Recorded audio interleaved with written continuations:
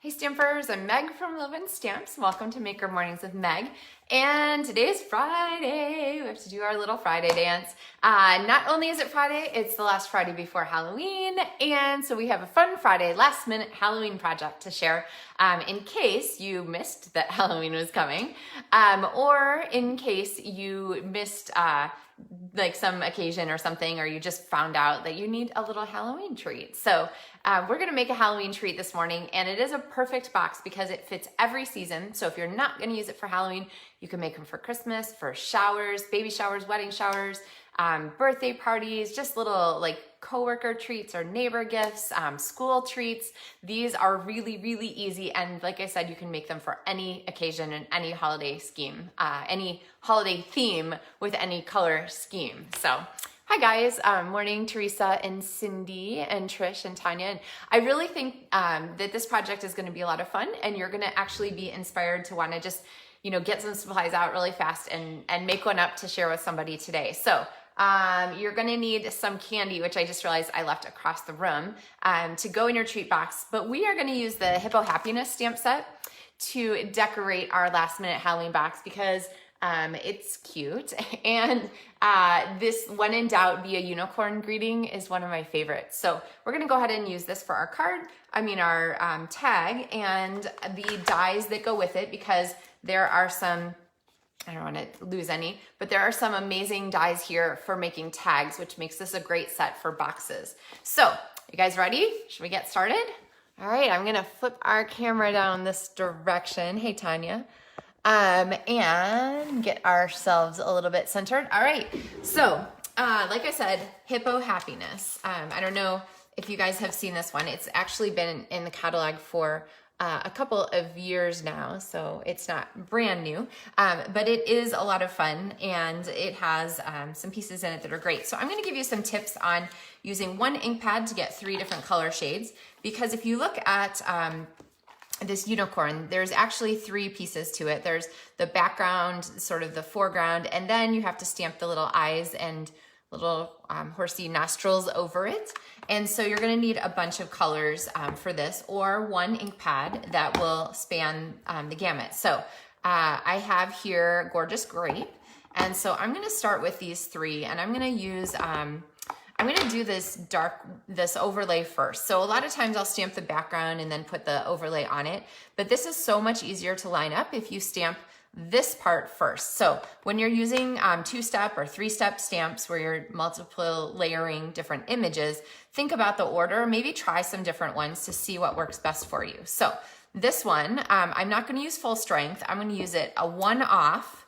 So I've stamped once there, and then I'm gonna stamp once here on our project, okay? So I have not a full strength ink, but like number 2 stamp. It's like olive oil, right? The first press, the second press. And then I'm gonna use the overlay, and I'm gonna use this one on the 3rd stamp. So 1, 2, and then number 3, I'm gonna line up here. And I think that you can see pretty well in the camera that it is so much easier to line this up when you already have that overlay on the bottom. And it gives him little hooves and a little nostril or a little muzzle, and then the little hair, mane and tail. Whew, we're all about our horsey terms this morning. Okay, and then I'm going to take our overlay, and this one I am gonna use full strength. So you're going to, with this one, you can always look at the catalog to get it lined up, but if you're not sure, I'm gonna go ahead and stamp that there. And I kind of botched that. So let's do one more time really fast. So first, stamp off here. I'm gonna stamp off 1, 2. So I've got number 3 here. And then I'm gonna add our little nostrils, which I've got crooked before. So there we go. All right, so you can see how fast those are. So if you wanted to make a ton of these little guys, you could go ahead and do it. They're really not difficult. I know it looks sometimes complicated to line stuff up, but oh, that one was a little too fast, but anyway, not bad. So then the great thing is you can pick the ones you've got, and through the magic of television, we have this die here from the set that lines up perfectly, and I have one die cut for us. Okay. So we've got our unicorn. We're gonna need a greeting here of our unicorn greeting. So when in doubt, be a unicorn. So we've got that. And let's see, I got it a little crooked. So I'm gonna try just stamping it one more time. And if not, then I can always trim. Yeah, it's a little crooked, not too bad. All right, so I'm gonna cut a banner end on one end, and I'm gonna cut it blunt on the other end. And I'm gonna trim that down just a little bit. Okay, so now we have our, and for real, this is how I stamp. Like I have layers, things that I stamped and then tossed, like stamped on the background, all kinds of stuff. So yeah, if you're, I don't know, is anybody a really neat stamper? Because that's not me. All right, so we have our unicorn. Oh wait, he needs a little unicorn horn. So included in the die set, along with the hippo and the lamb for the U, is a little tiny unicorn die. And so you can turn this into anything. And for a while, I was on a big llamacorn kick. And so I love that you can use this little sheep here and make him a llamacorn by adding that there. So yay, Stampin' Up! For the llamacorn. All right, so we're gonna die cut this. But I want it to be from a little bit lighter piece of cardstock. So I'm gonna grab fresh freesia and die cut that. So I have this little tiny piece here, and let's go ahead and put the put his horn on. Now, when you're working with tiny pieces, it is always safest to add the glue to your piece that you're gluing to. And then you can touch that and move it around with your fingers. But honestly, I think it's easier to go ahead and do it with the take your pick tool. There we go. So add the glue to your project and then add your little tiny piece on top of it. Don't glue the piece and then try to handle the gluey piece. All right, so for our box, we're gonna need a base for this guy. So also in the same set, so even if you're not using the hippo or the unicorn or horse or butterfly, etc., there are a series of tags here, nested tags in several fun shapes. And so I've got this one here, which I've die cut here from Fresh Freesia also. And we're gonna use some of these other accessory images. I love the Stampin' Up! Sets with accessory images. We're gonna kind of picture our little guy here. He's like prancing around, so we've got that. And then there are these fun little sparkles here. So we're gonna give him some background sparkles because, I mean, unicorns are sparkly, right? All right, but we wanna layer this so that we have sort of a place to put our tag and stuff. So I have a piece here that is cut from paper pumpkin because this is our Halloween last minute treat. And Deborah said no notification this morning. That's weird. Sometimes they pop up and sometimes they don't, which is actually a note for Facebook. If you guys are liking my videos, make sure that you click on the notification settings for the Loven Stamps Facebook page so that you can notify and get all of the notifications. So sometimes they change settings on us. So if you haven't checked for a while, you're gonna wanna go back and change that. Thanks for the heads up. All right, gosh, our organ is represented today. Okay. So I'm gonna bring this in here and then layer this, but I think we need some little decor on here. So I'm gonna use a little flower to decorate our background. And oh, that one's a little too far over, so it wouldn't show. Okay, we wanna leave this slit at the top. Oh, and I got distracted by Facebook notifications. So this slit die is an amazing thing. So if you want to use this die here without the slit, it actually doesn't have one. So there are, however, 2 slit dies in this set, which let you add a tag slit, horizontal or vertical, at any angle, any place you want. So this is a really great addition to a die set, okay? So I've put one right up there near the top. And then we're gonna have our greeting, which is gonna be in here. And then I felt like we needed another horizontal line, and I wanted to bring in sort of the black from the Halloween. So we have black, purple, and orange. So this is going to be our tag. Now, how did I put this together? I'm going to grab some mini Stampin' Dimensionals because this little unicorn friend is much smaller than you think. Let's see. Oh, Deborah says she got a notification on her iPhone, but not that's interesting. So strange. Yeah, I think that the settings are for Facebook, but maybe they're by device. So definitely worth checking. All right, so we're gonna slide this in here now, and I'm gonna go ahead and I'm gonna put some multi-purpose liquid glue here on the end. When I'm attaching a bunch of random piece sizes and stuff, this is actually my favorite glue because it just goes exactly where you want it and not where you don't want it, right? You don't have to worry about whether the adhesive is overlapping something you don't want or whatnot. So I'm gonna pop this one on here, and I know I have that kind of to the side, but that's gonna be okay because we're gonna have our tag centered like this. So let's pop some full-size dimensionals under here. And I'm gonna put one here, and then I'm gonna put one here so that we can kind of match up where those are gonna go. So think about your adhesive always and where you want it to show and not show. Okay, so there is our tag. Now, I promised you a box. We're getting there. I promised you the box. We need a ribbon to go on this. And I couldn't decide. I thought, well, should I use the gingham checked ribbon or should I use the sparkle, what's this one called? Black and white, no, black. Oh, I think it's called glitter ribbon or something like that. Sparkle ribbon, organdy. It's called organdy in any case. But the link is in the video description, so you can always find the stuff that I'm using. But I couldn't pick, so I decided we just use both of them. So I'm gonna flip this over and string this through here. And we're gonna use a really simple, just a knot, since we want to not overwhelm our tag and our cute unicorn. So I've just layered them so that the gingham is on the top. And then when you tie your bow, just remember to twist that last little bit so that you get the gingham on top, okay? So that it shows nicely in both places. All right, and I think that's a little bit out of scale, so I'm gonna trim those off. Remember, if you come up with a ribbon and you're like, I don't really like the way that went, think about tying your bow ends shorter or trimming your ends, just so that the ribbon is more in scale for your project. Okay, you guys ready for the box? So big surprise, we're using pumpkin pie and gorgeous grape, but I thought about some different papers for this. And I finally came up with the Pattern Party paper, which is a Hostess item. I've used this a few times. It is gorgeous with lots of great sort of rainbowy color choices. This one is available when you place an order that's at least $150. You get Hostess perks or Stampin rewards is what they're called on the website.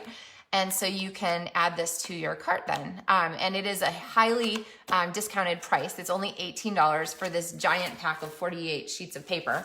And the hidden secret of this is that the back sides are all black and white. And black and white means any color to me, because we're gonna add our blending brushes and turn our black and white paper into anything we want. So I wanted a really fun pattern for this, our Hippo Happiness, right? These are fun, funky, youthful patterns. So I got this dot here and I just cut 4 by 6. So if you're making a bunch of these, which you're gonna wanna do because it takes so little time to make the sour cream container, just go ahead and cut your paper into 4 by 6. So I just cut 6 inches and then I cut 4 and 4 and I'd have 6 of them from a single sheet. All right, so now you're like, okay, Meg, that's great. Yes, it's cute, but we want it to be a little more Halloween-y. So I'm gonna bring in our paper here and our blending brushes, and I'm going to add some random color patches. Now, you do not, this is a great beginning blending brush project. You don't have to work hard to get super saturated. You don't have to go crazy with worrying about smudges. Just throw some color on there. Okay, so I've got my pumpkin pie to match our tag, and I've got our spinning all over the place, gorgeous grape here, okay? So like I said, if you were doing Christmas, you could do this in red and green. You could do, Christmas in any color now, pink or whatever. You could do these for a shower in the favor colors, the shower theme colors, lots of good choices. But the next critical step is to take your 4 by 6 paper and flip it over to the back side, and then you want a strong adhesive. So Seal Plus or Tear Tape, which is eluding me at the moment, which is fine because I was gonna use this anyway. It's so quick. And you're gonna put one short end and one long end, the whole length of it adhesive, and I managed to get it too close to the edge, so we'll get that wrapped over there. Okay, So first thing to do is roll it like a little toilet paper tube, which have you noticed the toilet paper is getting narrower and narrower? So a toilet paper tube used to be a lot wider than this, but we're edging towards this now. I think that's so funny. All right, okay, so then I'm gonna use my fingers and make sure I pinch that down nice and tight. And then I'm gonna flip this and I am going to go ahead and pinch it. Now, a secret for you is to not put the seam right in the center when you're making this. So I still have a tube shape. And the reason for that is it makes it hard to pinch the other side of the sour cream container. So put it a little off, maybe at the like 1/3 point, and go ahead and pinch on that adhesive that you put inside there, okay? So right here we have the start of our sour cream container, okay? Totally easy, totally doable. You can make them in a larger size with different paper. This is just an efficient one. And then you would take your candy, which, well, you'll have to use your imagination because I carried it across the room.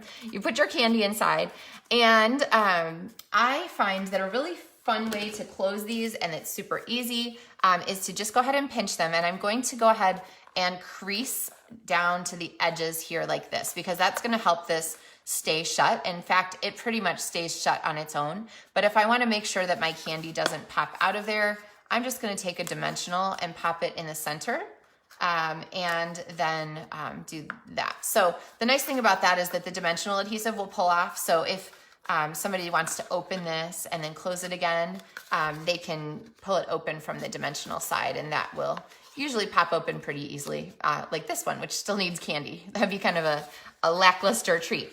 All right, and then you're gonna take your tag. So lots of places to put it. I kind of like this one. If you were gonna hand this out to people, I like it having sort of this direction. If you are putting them on a table though, that's like a terrible place to take pictures or to present them. So if you're putting them on a table and you need them to like lay flat on a surface like this, then consider putting your tag this direction. So I'm gonna do that now because I think that will, I think I'm gonna probably end up having these out for Halloween. So there is our finished treat box. So by the time you get a set of them, I had a third one here. Where did it go?